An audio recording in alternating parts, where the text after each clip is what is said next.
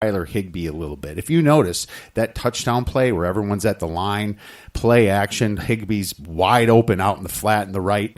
Goff hits him and nobody's even close to him. I would think you might see that play again against the Patriots here if they get towards the goal line inside the 5 or whatever. So I think you might get some good value with Higbee because he's not one of those big names. I mean, they got obviously like we said, Cooks, the Woods, Reynolds, some other Gurley catching passes, but he's one of those sneaky ones that McVay might want to use. So I might look to play a prop on him as well. Yeah, it makes sense, and I wouldn't go big to recommend anybody, but if you want to dabble, it does not hurt to take some of these more unknown players. And the reason that is the case is because all of this happens in the playoffs every year. You play fantasy, right? So you have your numbers, you know what everybody's going to do, and for the most part, most people are, let's just say, fairly successful on over the course of a season. Maybe you win your league, maybe you don't, but you know what's going to happen. These teams then they self-coach themselves, and so now they come up with other things to confuse teams because they're playing teams essentially that are as good as they are or certainly close. So if that's the case, now you have an opportunity to do something to trick them. And so you utilize someone different, whether it be in the running game, in the passing game, whatever it is, because everybody's going to be focused on the key players.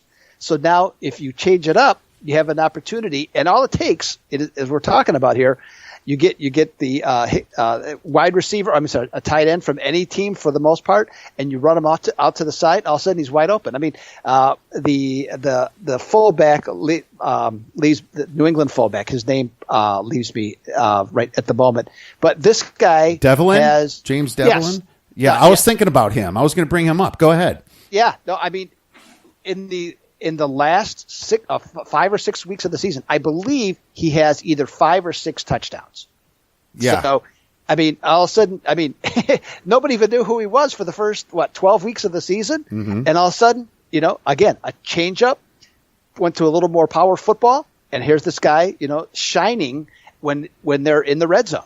Absolutely, and it's much funner to be right on these guys. You're not going to make anything with Sonny Michel scoring a touchdown, Right. He's going to be the favorite to do it. But just like Belichick, he thinks out of the box, and he always tries to get the ball to the least covered person. And there's Devlin. He catches passes and he can run it in. Great point on that. I was almost even thinking. Who's there? Rex Burkhead, they're running back. Maybe yes. Maybe do him. But I think now that you brought up Devlin, that might even be a better play. You're going to get better money on that. That's fantastic. No, absolutely love what you're thinking there, my man. Well, that's awesome. And we spent plenty of time on this Super Bowl here, and really, really happy that we covered some of these props. Hopefully our listeners got some great info about that. Now, for the sake of time, let's move into some NCAA hoops for this weekend. Some look-ahead lines. Wanted to... Quick, actually, before we get into that, do you have any thoughts on the futures market, or do you not really dabble with that? I don't do big on the futures. I've to be perfectly honest, I've never been great at it, and this is I know I'm being a handicapper here that is telling the truth, but it puts me in a select group. But but no, it's never been a big strength of mine. But to looking at the numbers. Okay, and one I do have, and in fact, I this weekend I plan to make a bet on this team. To me, there's 4 teams that go in the national championship right now. Obviously, Duke, right there. Mm-hmm. I think Gonzaga is possible. The only question I have about them is their defense. Virginia, for sure. The only question on Virginia seems to be is that they were the first number 1 seed to ever lose since they went to the format. So. You have that question that you kind of have to, you say to yourself, oh, geez, But right. The team I like and has of the 4 that has the longest odds is Michigan State. Oh yeah, the Spartans are rolling. They don't even have their entire complete team together right now, and they're just punishing the Big Ten. Now, I'm not sure. Maybe the Big Ten is quite as good as what everybody thinks at the moment. and or Michigan State is just that much better. And I'm not really sure yet. Have to watch some more games, over the next couple of weeks to have a better indication. But if, for me this weekend, Michigan State at plus 1,200, I'm in. I have Michigan State as the best team in the Big Ten. And I specialize in the Big Ten. So you're 100% right about that. I kind of made that decision even before Michigan lost to Wisconsin. Michigan was kind of running off that steam they had last year, kind of like, well, we want to prove we're still good since Von Wagner and Abdur Rahman is gone. That was kind of what their thoughts have been. And they did a great job, and Beilein's a fantastic coach. But Michigan State has got some beasts out there and some depth. 100% agree with you, and I love that. Looking at Duke, you're not going to get good money on them, and I don't even know when you can start a money line rollover, but they're going to be favored by a minimum of 10 points until the Final Four. Yeah. And so you're not going to have a lot of value on them anyway. I almost think if you like Duke, just put your money on them when they get to the Final Four. There's no reason to take a 2-1 future on them. I haven't looked at their future lately. I think it was pretty low. It was 200 this morning. I looked today. Okay, well there you go. And now I took some future bets a while back. I got Iowa 300 to 1, and I got Buffalo 200 to 1 back in November, December, and now I use that to make money. Maybe after the first round, maybe even starting at the first round, you start betting against it. But word of warning there: if this team's making it really far, you're going to be highly invested, hedging to get that small a bit of money back. So definitely go start out really small beer money type deal right away on these big underdogs. And hey, if all of a sudden, just like Iowa's now in the top 25, if they might be favorites for all the way until the Elite Eight, and then you don't even have to maybe even mess around until then. So that's always fun to do, but don't ever do too many of them, because then you're just really putting yourself out there to not even care about the games themselves, just care about your teams advancing, and that's always going to be a pain. So absolutely agree with you. Let's get right into some of the games. Let's start with Friday here. Michigan is playing Indiana, my man. Indiana, holy cow, what a disappointing start to the season. Do you have any thoughts on them? Yeah, they're not very good. How about we start there? They looked good early, okay, but the team has completely lost their confidence. I don't think the coach has lost the team yet, but this is a team that can't shoot the ball. When now they're more of a finesse team. So now that they've transitioned into Big Ten basketball, which of course we know is more physical basketball, they're struggling. And I don't know, other than just starting to shoot the ball better, what's going to change for them. Now, I'm not going to say they're going to lose, 4 or 5 more in a row or anything like that, but they're just not that good. And, they're players that they have, you can see the talent level is not what it was. Mm-hmm. And so I look at this game. I think Michigan is going through a slump right now. Right. I think they're struggling. I got this game pegged right now, and of course lines can change. But I got Michigan probably about -1.5 or -2 at Indiana, and I would have no problem taking Michigan. I think the look ahead line is going to be about 4 because of Indiana. Think it's going to be that high? Yeah, okay. I think it's going to be 3 and then 4 right away.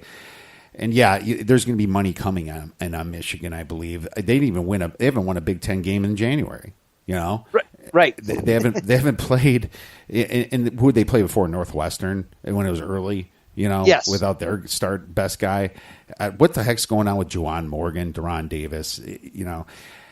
It's hard for me to it's always great for a sports bettor to find when this team's going to come out of the slump. Well, is Langford as good as he was all set up to be? I remember being high on Indiana, then I watched him play Duke, and I almost was like, "What the hell? They don't even belong here," So I'm struggling with this game too. I suppose if the spread is around 1.5 or 2, I think the only play is Michigan there. But I think if the spread is higher than 4 or 5, then I almost think that you would have to. I lean towards Indiana. A lot of home cooking going on in the Big Ten as well. If I've noticed some of these games, so this would be. This is Indiana's spot to put up or shut up. They lose this game, I have them out of the NCAA tournament. So yeah, they'd have a lot of work to do.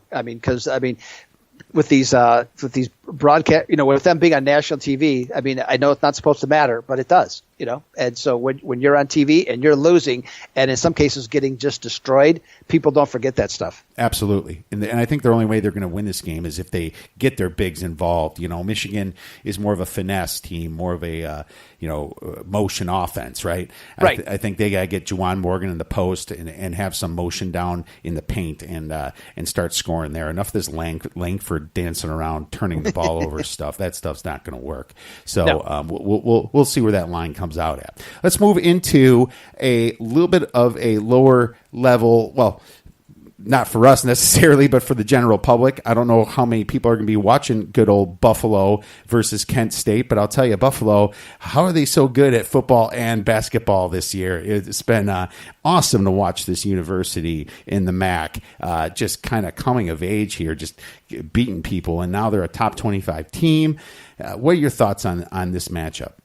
I have this at Buffalo around 5 or 6 at Kent State. And the Buffalo is legit. I mean, this right from the start. Not that West Virginia was turned out to be as good as maybe what people thought, but right away, early November, they won at West Virginia. That caught my attention. So I've been following this team. They have a lot of options for scoring. Defensively, they're extremely aggressive, and they generate a number of points off turnovers because they get a turnover, they're off and running. So they do that. They lost to Northern Illinois this past week, but Northern Illinois at home is a tricky team, especially with the current coach they have. They've been extremely difficult to beat, and it just turned out to be just one of those games for the Bulls. I think they're going to bounce back. Kent State. There's a conception or a perception, I should say, of Kent State being the same team that they were maybe 2, 3, 4 years ago when they had a different coach. That is not the case. They have had some horrific, and I mean horrific losses. And the reason I know, because I was on them. There you go. So they lost by 15, 25 points and just crushed. So I've learned my lesson. Okay, and I'm asking everybody that's listening to this podcast, learn your lesson. Don't take Kent State this Friday night. Take Buffalo minus the points. I like it too, and I'm on your side here. I like being on teams that shot bad the game before. This was a trappy spot. Buffalo's kind of tired from the season. They're doing really well. They go into Northern Illinois kind of just thinking they're going to win. They shoot 36% from the field when they average 45%. They're a fast-playing team. I love being on teams that had that shoot well and had that bad game. They usually turn it on the next game, right? It's kind of a system play. Buffalo, top 21 in KenPom. The Golden Flashes are 146. That's a pretty big difference there. Kent State's very average. Good offense, terrible defense. They beat some pretty good teams early, like Vanderbilt and Oregon State. That went to overtime. They beat Toledo in overtime on Tuesday, and that even makes me like Buffalo a little bit more. Their last game was overtime. Makes it kind of a little bit of a letdown next time. Kent State's 9-7 against the spread and 6-4 against the spread at home. But Buffalo is 11-6-1 against the spread and 6-3 on the road. So Buffalo is even a little bit better if you look at some of those trends. The straight raw numbers, I have Buffalo winning by 9 points or so. But what really makes me like them is they're good at bouncing back since 2017. They're 5-3 against the spread after a loss. Buffalo just kept getting better. Toledo with that overtime game can be a bit draining. So I like that Buffalo plays fast. They're gonna turn it on at the end. They have great steam. They're gonna take them out. I totally agree. Lay the points with Buffalo here. And to your point too, that the one other aspect that you made about teams coming off bad shooting games. Never forget about going against teams that are off hot shooting games. And specifically what I look for is teams that shoot 60% or higher coming off a game. And then if they're particularly on the road in the next game, I love to go against teams that shot the ball that well, and now they're going to be on the road. The numbers are going to balance their way out. Play against those teams. 100%. That's another great system. Absolutely love it, Doug. Fantastic. let's move into Saturday. Another game under the radar. Ball State versus Ohio.